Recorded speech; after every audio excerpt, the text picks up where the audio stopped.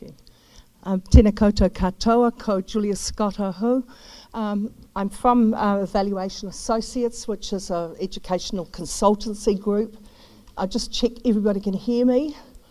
Thank you. And we work in professional development, professional learning across New Zealand. I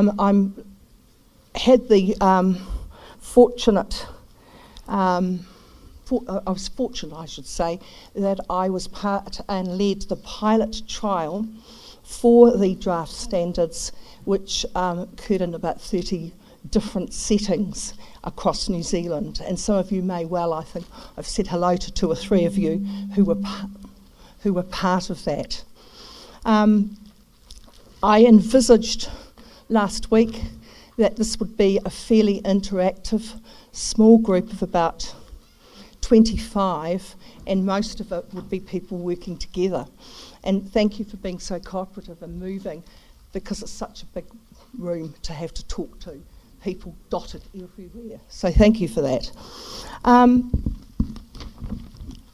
In terms of that pilot trial, schools, early childhood centres, in a whole lot of settings, we're able to give feedback over a one-day meeting looking at them. And that feedback, plus the individual submissions and also group submissions, organisation submissions, that were made to the Education Council.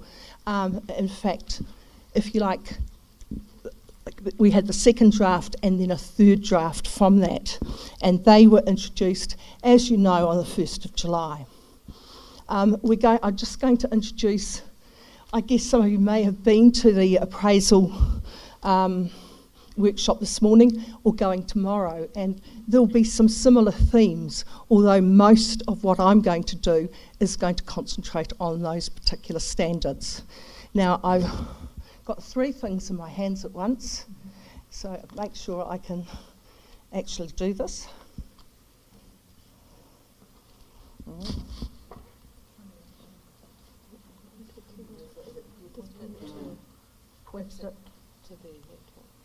Laptop here, sorry, I'm changed all the arrangements here. Okay, so we're going to just look at this introduction first, and then I'm going to talk through some of the activities and some of the things that I think would be good for you to think about. Going to start really from the things that haven't changed, and that's most of the appraisal system and processes. They haven't changed, so I'm going to have to... Can people hear me without a microphone? No, okay. Right, so I'll get this right eventually.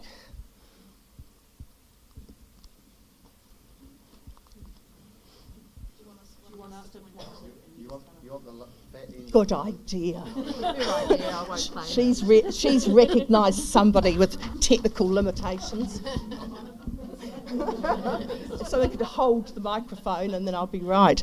Okay, so I think really where all the centres and which hasn't changed is this philosophy about appraisal. And the appraisal conceptual framework actually, if you like, models what is a philosophy for appraisal in New Zealand schools today.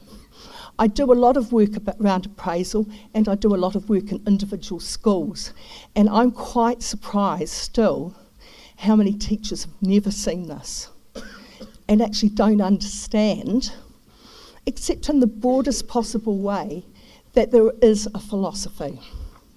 So this underpins appraisal before the standards for the profession were introduced, and it continues. So if you are reviewing your appraisal process, which some people are doing as part of the introduction to the standards, then this may be a good place to go. I think it's in the resource pack, but it's definitely on the Education Council site. And if you look at that, the philosophy around it is about, I guess, responsibility. Who's responsible for appraisal?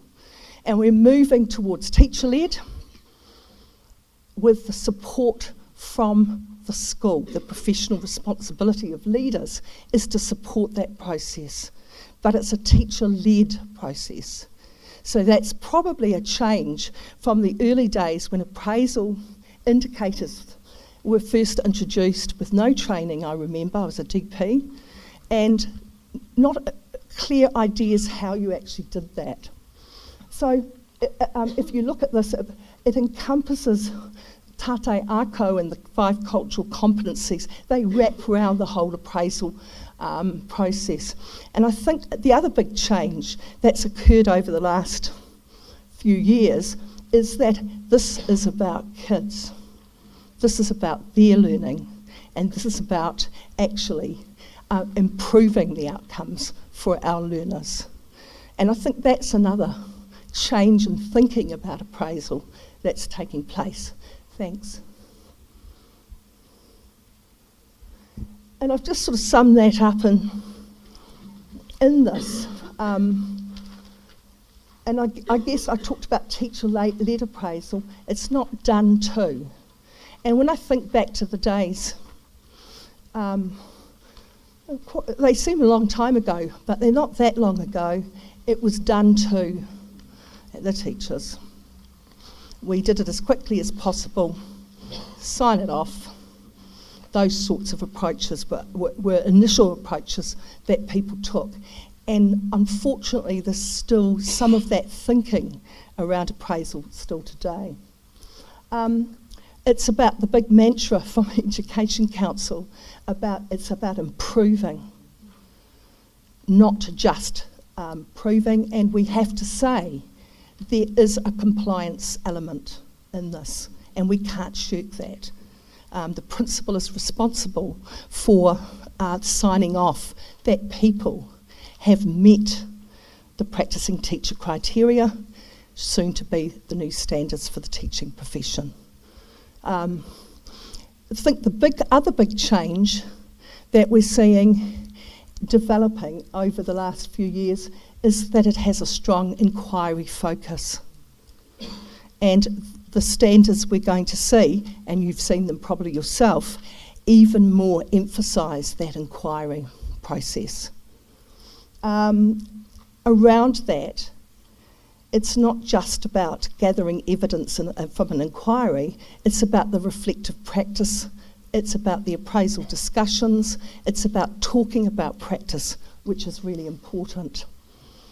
I think one of the other big emphasis which comes out of these standards is really the idea that we're not capturing evidence in 12 separate silos. And we are actually looking at evidence and using it holistically. And that's easier said than done to do. And again, in the appraisal conceptual framework, it's around high trust and respect. It's around the components of open to learning, and also for our organisation, learning focused relationships. That none of this can take place effectively unless there is this honesty and trust and openness.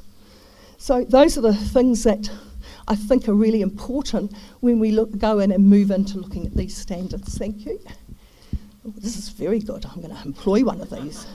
Okay, you just have to keep going. Do the whole lot. Keep going here.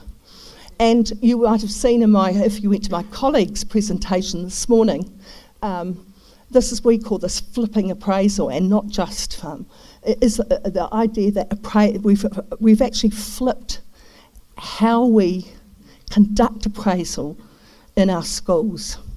And I think this sort of diagram sort of sums it up, away from the compliance, management-led. And you only talked a little bit about practice. And that practice that you talked about in appraisal in the past was, I did this, and then I did this. You might get some actual impact of what you did, but you often didn't get the reflection on that. Well, it didn't work. And this is why I think it didn't work.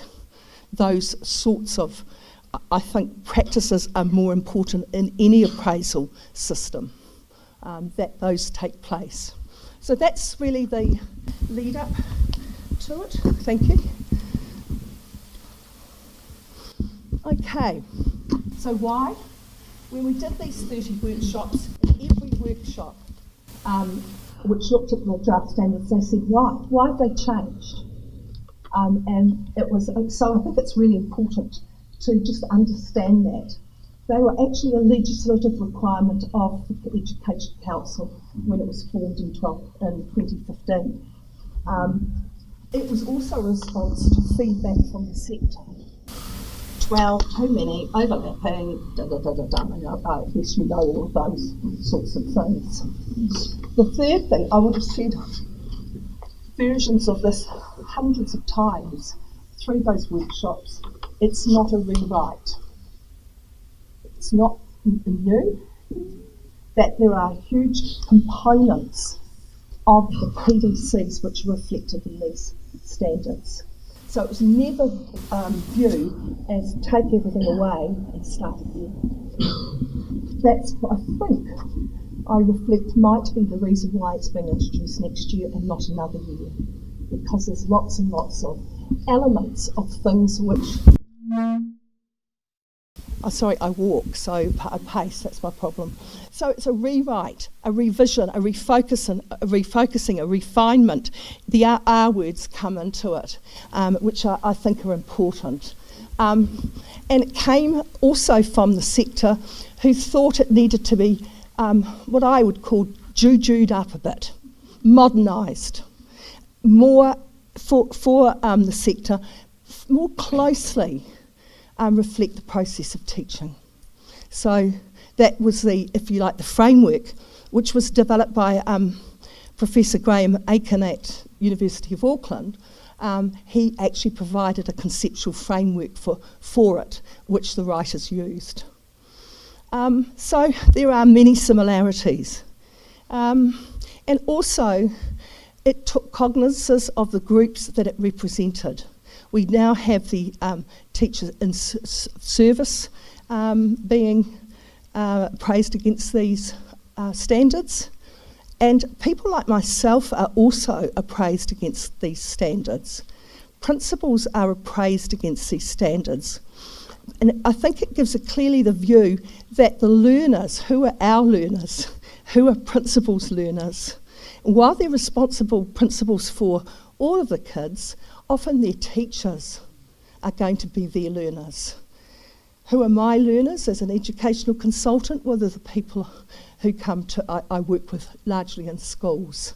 So they more, I think, carefully reflect the range of learners as well. So that was some of the reasons why. Okay, I'm going to go here. I'll move to here. No. There we are. So, big one, sorry. Here we go. Okay. So what's different? Well, with the Code of Professional Responsibility and the standards for the teaching profession, they describe what it means to be a teacher in New Zealand. Nothing has changed. There was a Code of Ethics and there were the PDCs, and that did the same thing. I'm hoping that they will be more clearly aligned, even though I'm not aligning them today in schools. The second statement also is not new. I like it as a statement, as a benchmark to guide everyday practice, as a tool, and as a framework. And it seems to me that's quite a strong description of what it is and what it's about. So that hasn't changed. Sorry, you're going to need a drink after this.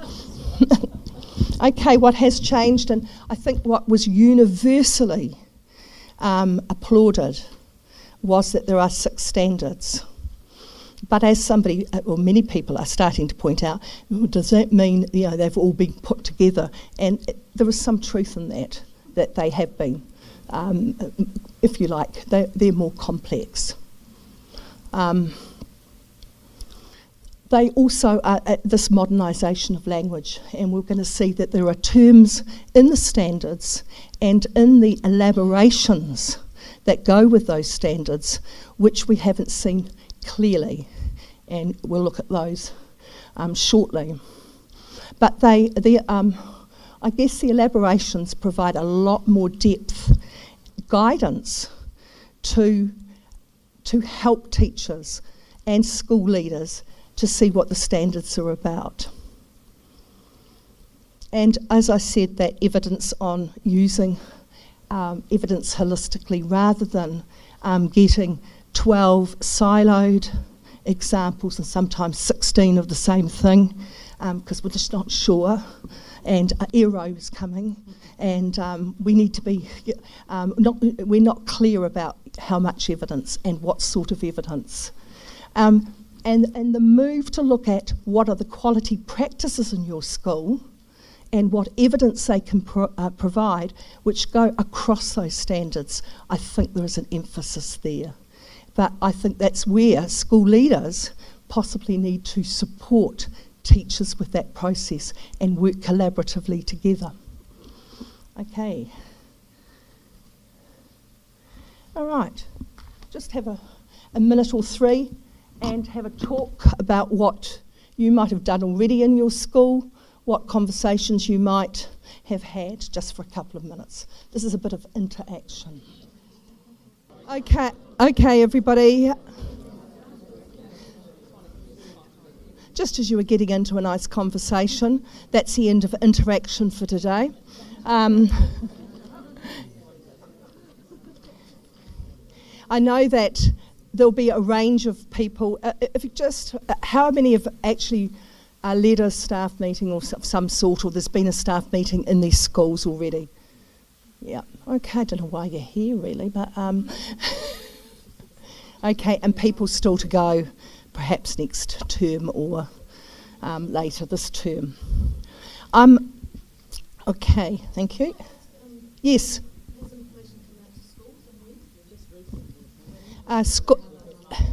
Yes, it has come out, but one of the things to check, and you'll see that some of these resources, and the one that you have got that you're going to be using, Quality Practice, I think it's the first one in your folder, Standards for the Teaching Profession, is from the Education Council. Just their logo dropped off. I'm sorry if they sue me, but they're going to have resources coming up on their site, and it's, I guess, a matter to look. And they've already given out one example of how you could run a workshop, which is also in the folder, which comes straight from their site. I know that other things are coming, particularly what the sector asked for in those 30 workshops to a person, is that they wanted exemplars. They wanted exemplars, they wanted of good practice, and I know they're working on those. But these really only were finalised on the 1st of July, and with quite a tight time frame. I think in so many ways they did a wonderful job. So they're coming. What I'm going to do, and I think it's really important, is that in your file there is a matrix which matches the PDCs to the standards. And someone said to me after a workshop, this is my 5th appraisal workshop in 5 days, so I have to remember where. They said, we've run the workshop, Julia, and the teachers are really happy because there aren't any differences really. And this got me worrying because, yes, most things are very similar, but there are some changes. Changes sometimes in emphasis, and changes sometimes in what it's actually asking, the depth of what it's asking in some cases. So I think rather than give teachers, my strong opinion is, rather than give teachers an already matched matrix, get them to do that themselves so that they actually look and see what can we do. But I'll get to that first. What I think's really important is to have a look at the language and the words of there. So I'm going to use this, and I'm going to get you to do some work yourself. Second example of interaction. So I think basically one of the key things that you need to emphasise is that the standard is what you have to meet. And the standard is on the far left-hand side. It is not elaborations, it's a standard. And when we did this with the draft standards, almost every single group in every single school in early childhood went straight to the indicators as they were going to be called. Now there was a bit of debate over what they should be called, rather than to the the far left-hand column standard. And so I think it's really important to direct and talk about that first. So and I'm going to pick just one of those, and then you can do the rest. If you go to the fifth one, which is design, of course the pages are probably not numbered, that would have been helpful. Design for learning, it's the second to last one.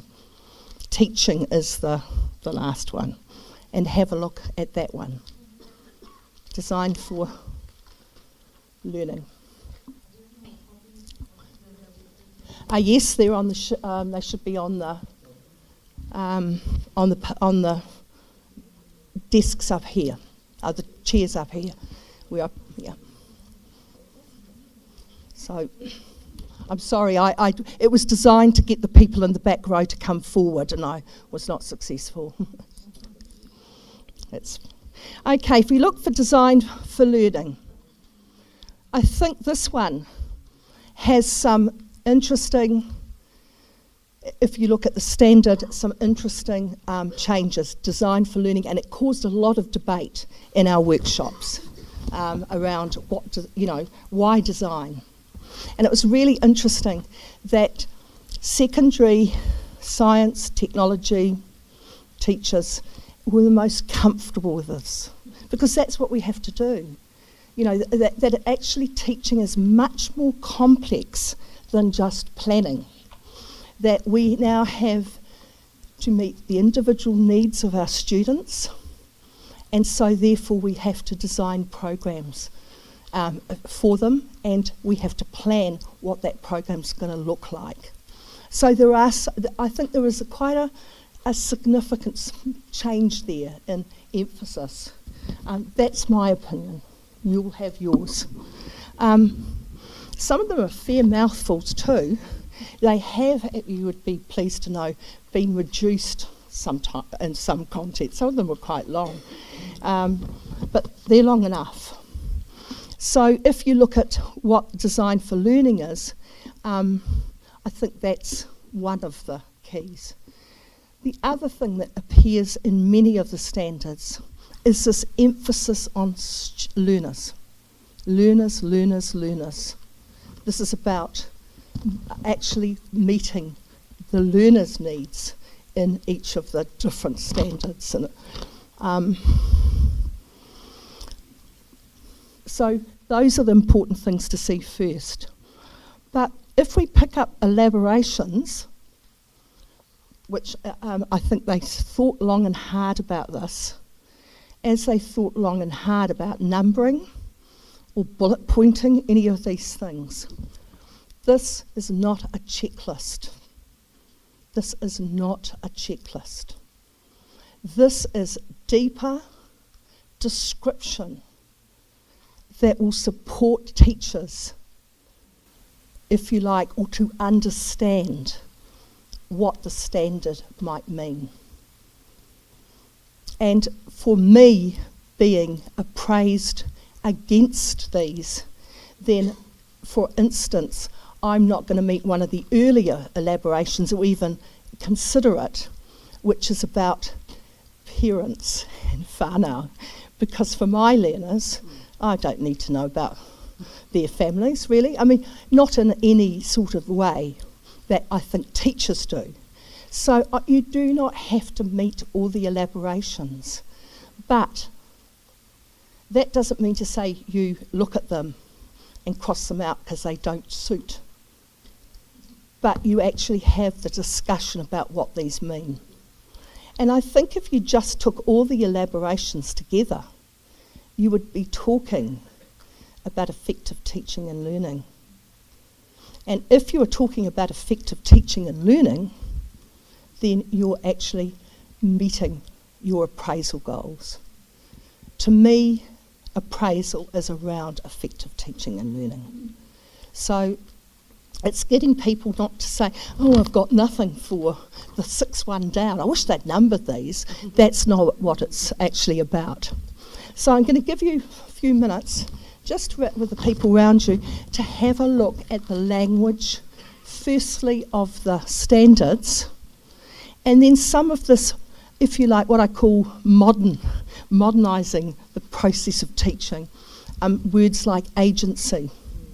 And you know the word technologies is actually in the elaborations there, but there are modern, if you like, words that we're increasingly using in teaching and learning. So have 5 minutes, have a look at each standard, see what you think you might need to point out or work with or discuss with your teachers. Okay, everybody, I think to get teachers and to get your school to engage in the conversation around what does this mean in our context are pretty important if you're going to get them to connect with the standards. I think the next thing you might do, or you might do it as you went, was to look at the language of the elaborations, emphasising that this is not a checklist, but it gives you the sorts of things, the depth. What the sector asked for was a little bit more guidance in this. What does this mean? They had the PTCs, and there were lots of questions around that. And I believe that the Education Council is developing exemplars around some of these things. Now, when they come out, I imagine Christina Thornley might say tomorrow in her address. I don't know. I'm going to go so I can hear too. But I think what they've done in the next column, if you looked at the elaborations, and can I just emphasise here, yes, before I go, around biculturalism. Biculturalism is not just the first standard, okay? I think it is would be very good for you in your schools to reflect on the third elaboration, because it seems to me to be quite a degree stronger than anything we've seen, which shows that sort of development, I guess, in expectation. Practice and develop. So we're really looking, I guess, for more than, I think, just meeting tokenism, superficiality. That was certainly the intent. And the kura, when they did these, all of them were concerned about that tokenism and superficiality and how will we support and all the rest of it. So, but I also want to say they are not just, you don't lump everything Māori into that first standard, because it's actually, it goes right the way through. And certainly the last 3 standards, which have been uncoupled, which describe quite clearly the process of teaching, they've been uncoupled deliberately, but that, you know, it's also reflected Māori achieving success as Māori in those. A lot of debate around, as you could imagine, around all of this stuff.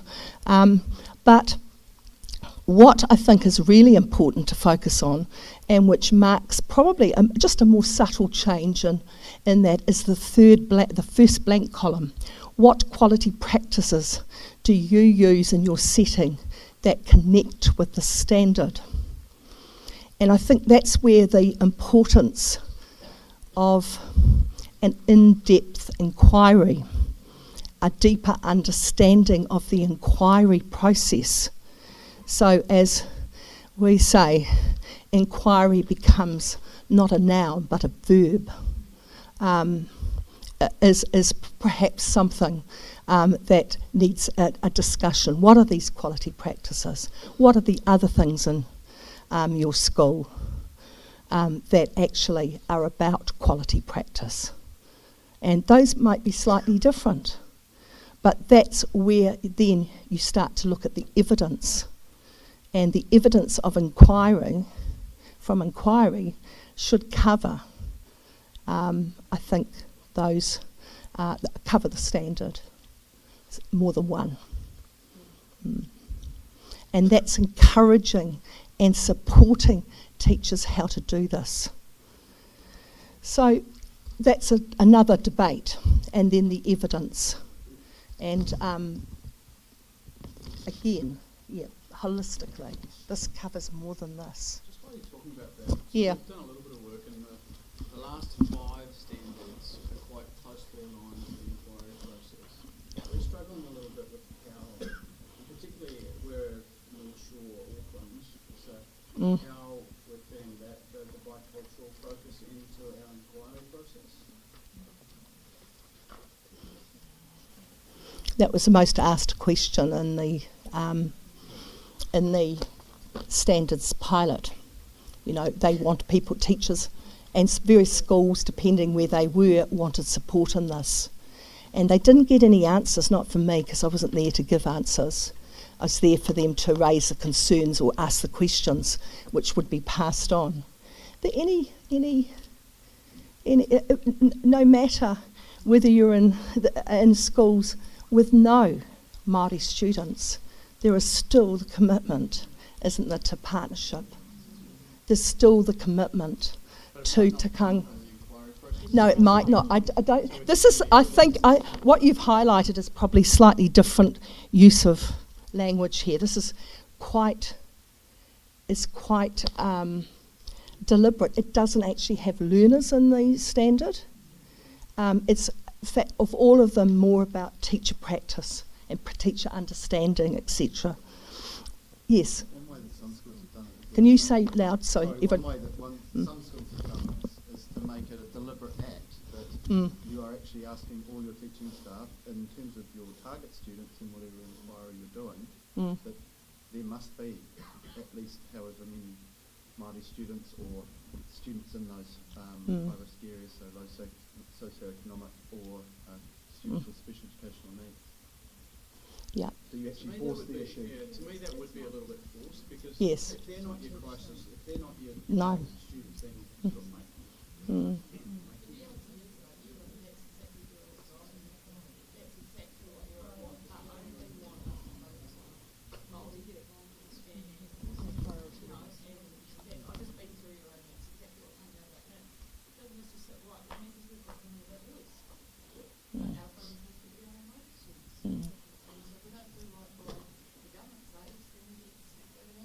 And have you not got any Māori boys?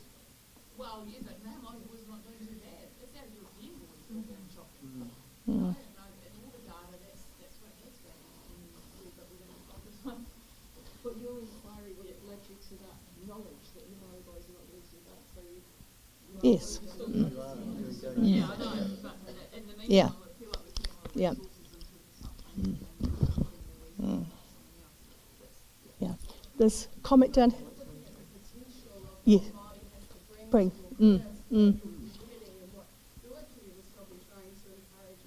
Yes.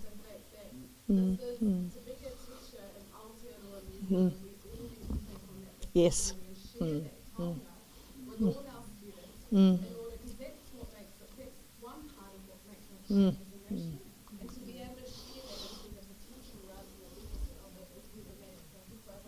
Yeah. Kia ora. I agree. But we need to have conversations around this, and we need to have continuing conversations around this.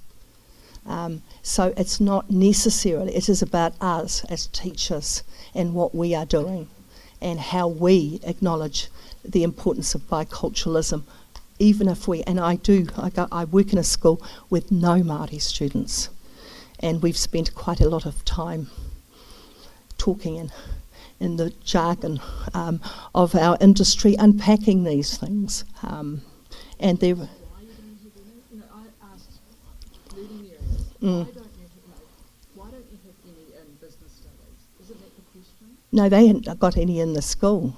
Yeah, but why haven't they? I don't know. It's a good question. I think that's the thing. I've got teachers to say, it doesn't affect me, I have no Māori students, well, why don't they have them? That's something to look at. It's a harder one though if you don't have any in the school who acknowledge themselves. Yeah, I know. We get into layers and layers here, but it's complex, isn't it? And it's complex about our society and what we believe and what's important, and all those things. Which I think we've got a way to go, but I think we're moving, which is great. I think as a senior leadership team too, it could be a great opportunity to sit down and look at the culture within your own schools and then move forward with looking at that as a whole staff in terms of, what is the culture of our school and how do we embed our partnership within that, irrespective of whether you have 80% Māori, 10% or 0%. Three principles. It's about being culturally competent. Yes, it is. Absolutely. So I guess this is a really good framework for a staff meeting. It goes with the sheet from the Education Council. There's a two-sided one that gives some ideas for a staff meeting or a number of staff meetings. You can read that yourself. The matching the standards against the PDCs. Because we have got a change-weary staff. What are the differences? But there are many, many similarities here. Many. They didn't throw the baby out with the bathwater completely. So it's seeing and looking at it from that, but also highlighting some of those changes as well.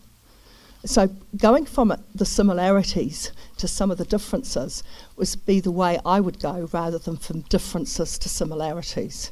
That would be a way I'd go.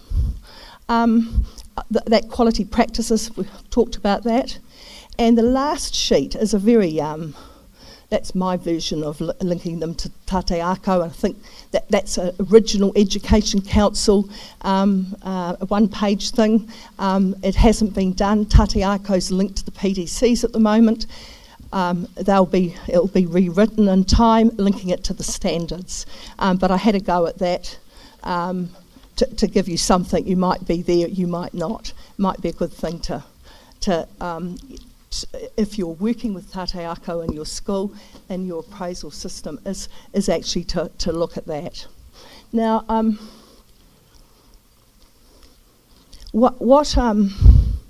I think I'll just answer a couple of questions I was asked when I was walking around, and then if there's any general other questions that you want to ask, we can do that in sort of 5 minutes. One of the questions I was asked was, and because this is about those professional standards for the teaching profession which are replacing the PDCs, I didn't talk about some of the wider things about appraisal. And it's around the professional standards.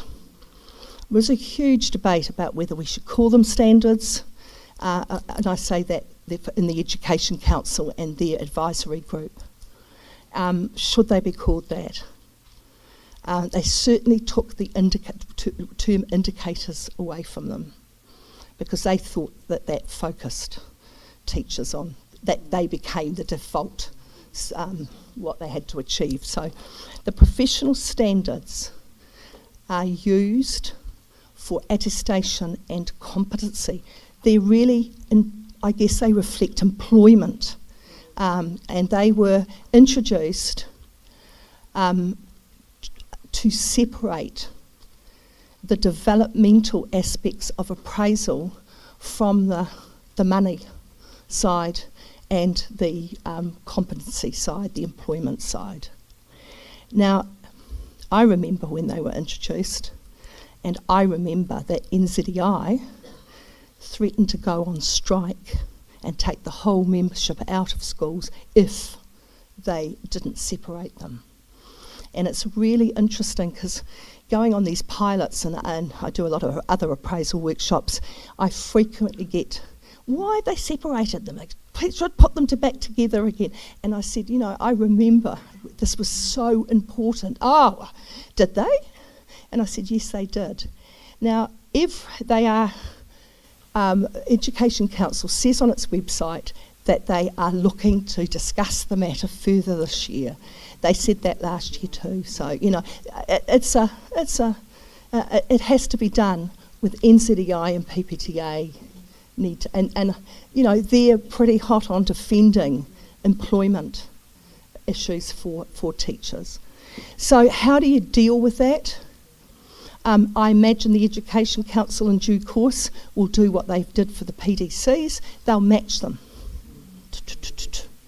And the other thing that many schools do is that they take the professional standard, the employment attestation one, and they just put it in with the PDCs and now the standards. So they might just put in number 1 in the column with standards, or they might write professional standard 4 and 2 or whatever it is. And so therefore, in schools where you have teachers who are being attested, they need to meet those. They're fairly similar. I haven't looked now at the differences, that's probably something to be done, but it's to manage it in an effective and practical way. Some schools make teachers meet both of the sets of standards separately. I think you might be on a hiding to nothing with some teachers on that one because we're looking at workload. But I think it's really important to spell that out to teachers, what they are, why they're there, and that the fact is that they need to meet them. You may well have strong PPTA in your school who's right onto that. I don't know. So that was one of the questions I was asked. And there was another question I was asked generally about appraisal that I've forgotten. Sorry, it's gone. Any questions as we finish off generally? What do we tell our staff about why it feels like this has been rushed in? They're going to ask. They haven't really. We've had I've known they're coming, but I've been waiting for information. And we really have had very little. I can honestly say I don't know what information you get in schools, but as a registered teacher and one with a Practising Teacher Criteria, mine's subject to confirmation, I got a letter about it, that they were coming in. I got asked to give feedback before a certain date it was. And then, unlike schools, I haven't got the fancy new brochure, but we'll ask for those. Pardon? Yes, same as last time. But and there was some letters with that. It has been fairly, and the reason I think it's been fairly, I can't say rushed, but it's certainly been done in a fairly vigorous manner, is around the fact that it's not a rewrite. Okay, that would be the strongest reason. And I think it's taking it from similarities and then highlighting the few differences. It's around how you manage it too in schools. I think that's really important. I can't remember what we've got. Have we got this digitally? This format here digitally? You've got everything. Thank you. Yeah. But yes, and they've got all that. And I've put it all in. Well, I hope the technology man from Schoology has put it into my resources site, because that's what they were supposed to do with them. So you've got them there as well. Yes. Can I just Mm. Yes. Mm. Will it now happen that any student evidence for successful standards and, even digital portfolios or standards before you sign off the practicing certificate again? Well, generally the appraiser who's signs it off on his behalf, although I have heard in some Aero reviews when they've looked at appraisal, they have audited them and and if they ask for, yes, because I remember in one big large school there were 46 teachers who were eligible to be chosen. They chose 10 of them. The school knew those 10. I think it would be very useful for the principal to have read them, because you sort of, when an Aero comes, don't you dust the corners and the cobwebs and do all of that sort of stuff. But I don't think there's been a change there. Yes, they have to be absolutely confident that that teacher, when they sign them every 3 years, that they've met the standard. Now look, my colleague in the earlier workshop was asked about, or a comment was made to her that you do, the PT says, well, is it going to be like what we do now? And what do you do now? She said, well, we do 4 a year. No. You need to meet the practising teacher criteria, all 12 of them, every year. And that I largely thought that message had been got out there, but that's a requirement. You're saying it's a 1 year cycle rather than a 3 year cycle? You have to meet them every year. Now, what happens is that there are no surprises in appraisal, are there, for our appraisees. So if they're coming up to certification, then they should know there's a problem. They should know. If, for instance, just to give you an example, they, and I'll talk about practising teacher criteria, say they haven't met one, but it's not the year they're being certificated, then there needs to be a development plan put in pretty damn quick, and it needs to be one of their goals to meet. The other thing that's really important, I'll get to your question in a minute, is that teachers also need to be aware if they are not certificated, then they only have 10 days left to teach in a New Zealand school, and then they're not allowed to teach legally. Now, that's not a threat. I went to a conference and this woman who's speaking told us, so you better get on with them. But I could see that happening. But that's the reality. But nobody should get to almost certification to be told they're not going to meet them, or one of them, and we're not going to sign you off. And I guess that's what's the attitude about your appraisal systems in school? I did have a principal say to me, well, we can't get good staff. I'm not going to not sign them off because we're going to be without a teacher. And I said, well, these are issues that me as a humble presenter can't sort out for you. You need to talk to the Education Council. And that's really your first point of call about that. Sorry, you had a question.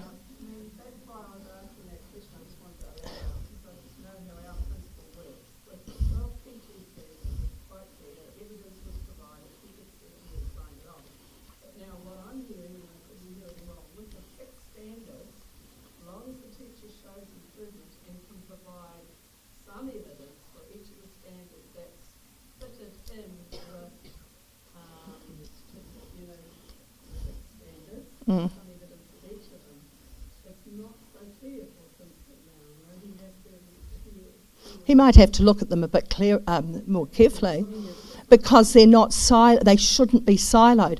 But I would say that over time, these are going to be a bigger demand on the appraisal system and teachers, because they're if you just need to read them to see that they're much stronger.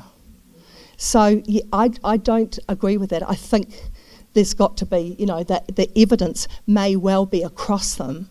That might make it more difficult for a hard, working principal with not a lot of time, but it's in fact a legal requirement of him. Yeah, I'm going to get into all sorts of things I never expected to talk about, but that's all right.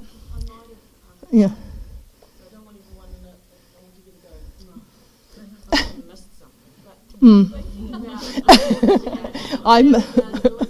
thinking about how do you measure the sum, the depth of that one thing, or that, in terms of the elaboration, what does that look like? Do we give them an A anymore, an E? So how do you measure that? That's a very difficult question, and it's just time for us to pack away, everybody. I think.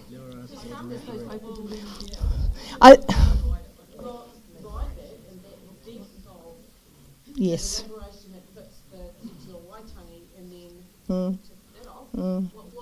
my evidence that I'm pulling in what it sounds like, looks like this one, that I can be ticked off? Well, rather hoping some exemplars might give us some guidelines to that. But I think it's like practicing teacher criteria. It's the same thing that we're developing. We don't have 16 photos of kids working in a group, which is all very well. It's actually the reflection about what that illustrates and how.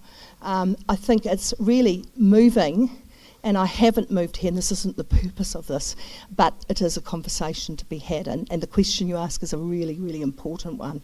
And I think that we've got to have more conversations about this. But it's around is there strong evidence, or is there supporting evidence?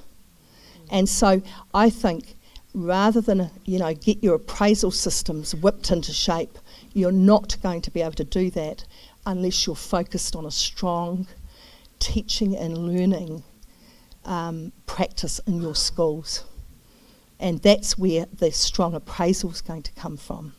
Because appraisal, they're not collecting evidence from nowhere, or from, when the people say to me, I'm thinking about my good self here, I couldn't do anything. I spent the whole weekend doing my appraisal folder. You think, well, this, or putting it together or whatever. I mean, that's people who leave things to the last minute. But it's the idea that it's actually comes straight out of what you do already, not additional to, not add-ons, not anything. And I think, we're still working here. This is an imperfect science or art. So, yeah.